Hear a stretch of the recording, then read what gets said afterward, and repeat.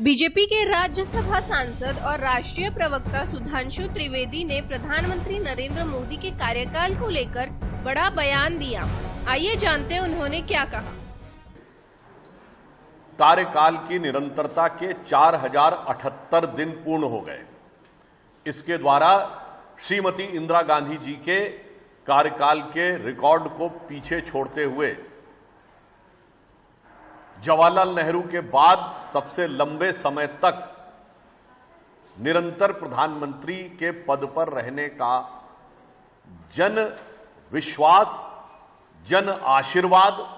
और राष्ट्र की निष्ठा से युक्त यह कार्यकाल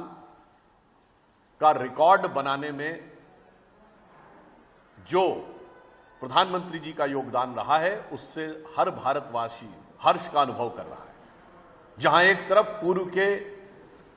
जो दो प्रधानमंत्री हैं उनके कार्यकाल में निरंकुशता के काले अध्याय रहे, तो यहां विकास के स्वर्णिम अध्याय रहे।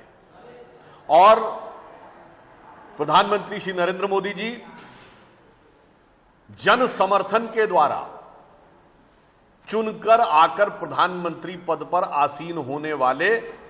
प्रधानमंत्री हैं, जबकि इंदिरा जी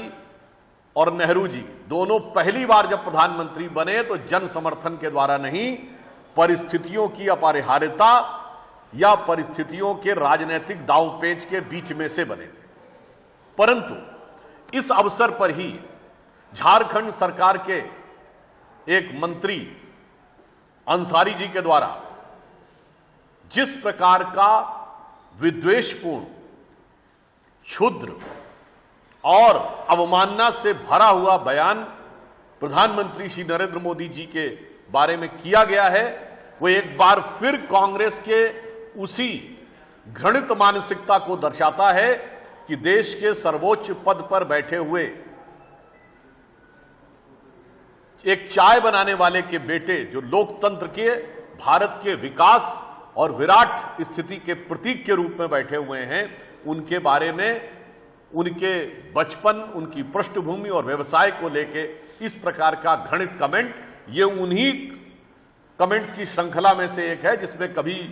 मोदी जी की बोटी बोटी करने की बात, तो कभी कब्र खोदने की बात, कभी उनके ऊपर वर्ग, जाति, समुदाय के सूचक शब्दों के द्वारा अपमान करने का प्रयास किया जाता था। परंतु यह घटना सिर्फ एक अलग नहीं है, यह कांग्रेस की एक सुविचारित योजना का हिस्सा है, क्योंकि कांग्रेस के नेता प्रतिपक्ष श्री राहुल गांधी जी हमेशा से